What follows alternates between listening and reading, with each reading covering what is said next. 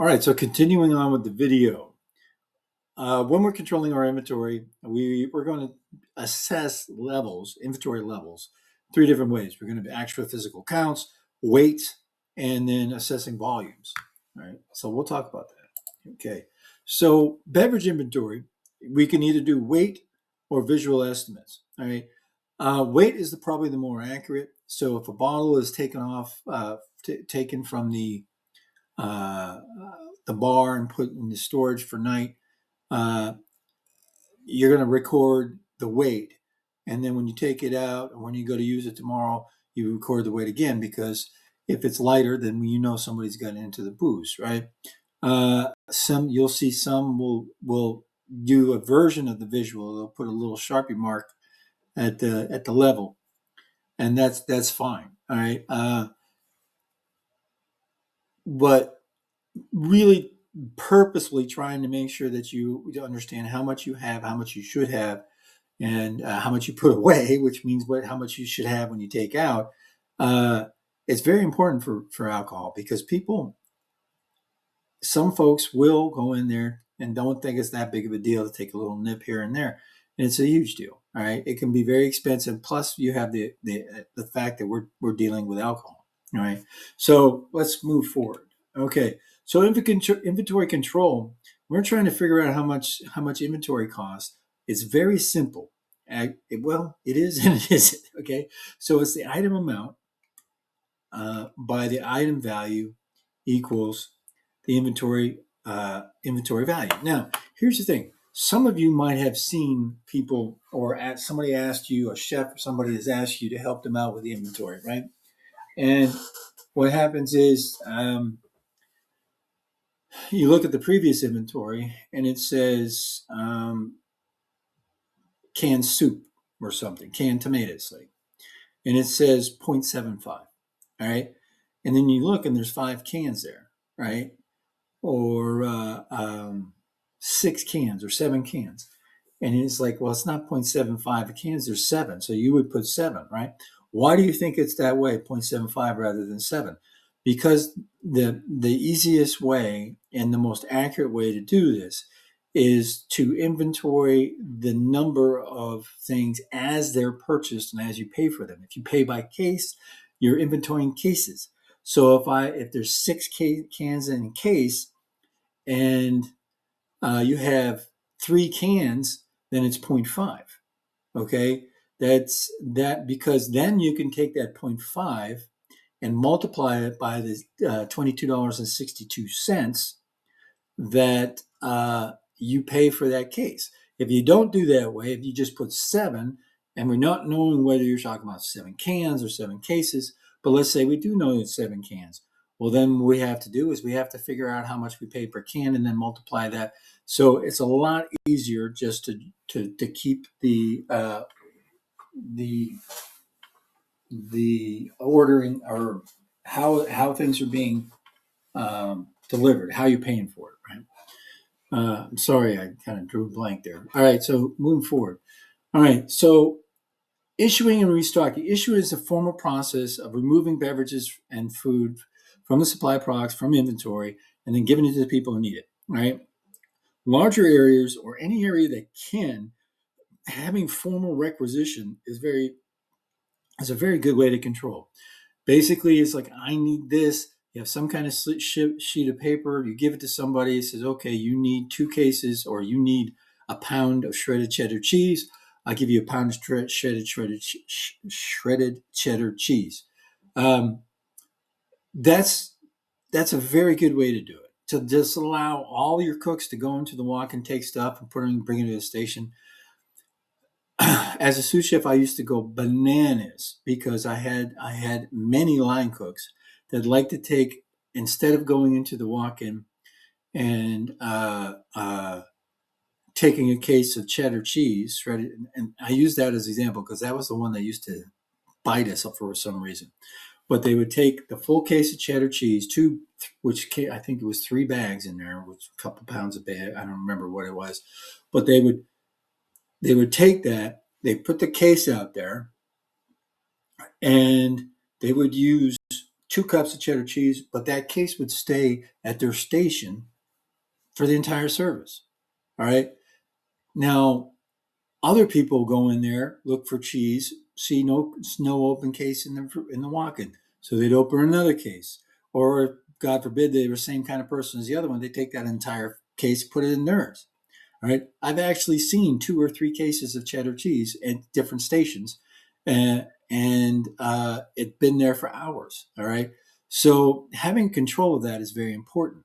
The issuing of products should occur only after the product has been properly requisitioned. So that means that you ask for it, you need it. Because another thing about when you take it, you might be taking something that's like, you know what, I'm making a special and I want to see what do I willing to use. Ooh, we got this, and it's go back to what I said before. You might have this something special that you've never seen before, and quite frankly, I tell each and every one of you who work back at the house, if you see something in the walk-in that's never been there before, all right, it's not up for grabs. It was ordered for a purpose. All right, so but people will do that. All right. So if you didn't ask for it, you don't get it. Now, if you need it, we'll work around that and find out why you didn't ask for it and then all these other things. But at the same time, we order what's needed and we don't need what's ordered. Okay. So that makes sense to me. Hopefully it makes sense to you. All right. So proper inventory and restocking is critical if product shortages are to be avoided.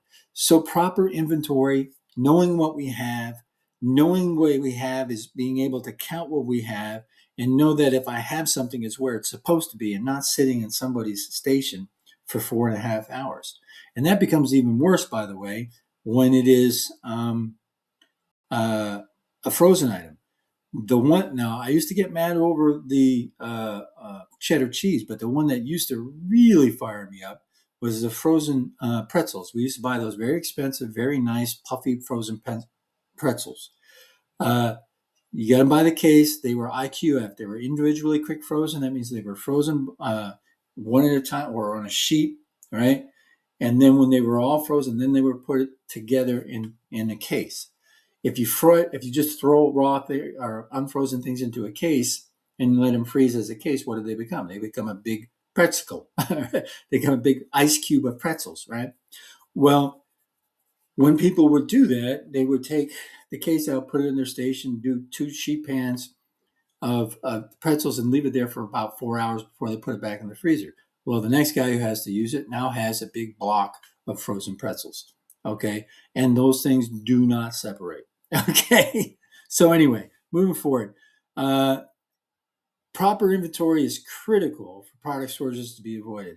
So if I don't know what I have, if I think I got, because I tell you right now, when you rely on this, you're wrong. Everybody, every chef that I've ever met, oh yeah, I think I got some. I've done it many times. I'm like, oh yeah, I got plenty. And I go in there, it's not there. All right. It's not there because I was wrong. I misthought, or it was not there because someone took it when I was counting on it. All right. So anyway, all right. So physical inventory is food and beverage products are actually counted. Perpetual inventory is an important thing. Perpetual inventory is great, but it has to be checked by an occasional physical inventory. Professional inventory is this. The system says I ordered a case. I had half a case before. So that means now I have a case and a half. But between now and the time that I get my next shipment, I use 3/4 of a case. So now if I had a case and a half, I use 3/4 of a case. Now I have 3/4 of a case left. So it is automatically understanding that what's going in and it's reconciling it with what's being taken out, and it's leaving and giving us the difference as our perpetual inventory. All right. It's the POS and the inventory automatic inventory control systems work wonders from this. Where that is a problem is when things are being used and taken out of inventory not through a recordable avenue. So when we know that the perpetual inventory is such because we look at our sales and we say, okay, we had 20 a case of 42 burgers and we've sold 15 burgers, so that means I have however many that is. Math on the top of my head. I had a case of 30 burgers and I used 15. Now I have 15 left, right? So, but I'm not taking into account the one that dropped on the floor and they had to take another one, or the one that uh, uh, the six that the dishwasher did and cooked himself a 6-tier burger, right? So perpetual inventories are great, but they need to be double checked. Okay, so a bin card is a good thing. It's basically you have a bin card. It tells you what you have in inventory in the bin where it is in your dry storage or in your walk-in. When somebody takes it, they mark it out, and then that's a good way to keep a perpetual inventory. Okay, so let's see, what do I got here? So what we're going to talk about now is the ABC system for inventory control. ABC assigns a letter to different types of inventory items. A is the requires tight control. It's 70% or 80% of the total value. Okay, so when you have a very small amount of things, but they become, or they account for majority of the money, right? So if I have 100 items and 99 of them cost $1, but two of them, or one of them, cost $100, well, then that's making up the majority of my my money. So I need to control that more, right? Because it's more important. All right. So it requires tight control, usually high value items. All right. Sometimes it might not be high value as much as it is high importance. Okay. But category B requires only routine control, 10 to 15% of the total inventory value. And then C requires minimal control. It's only 5 to 10% of the inventory value, but probably about 50% of the items. So it goes about 25% for A, 25 for B, and 50 for C, or give or take. All right. So to develop an ABC, follow the steps. Calculate the monthly usage of units for every inventory item. Multiply the total items of usage by its purchase price, and then arrive at a total monthly amount. All right, and then rank it. So if my totally monthly amount of filet mignons is $600 or $4,000, but my totally monthly amount of canned beans is $20. So we right away know that when we put those in order and everything in between the $200, $500, whatever I said, 6,000, all the way down, then you take the top quarter and that becomes your A, your middle, and your next quarter becomes your B, and then everything else becomes your C. I hope that makes sense. All right. Okay.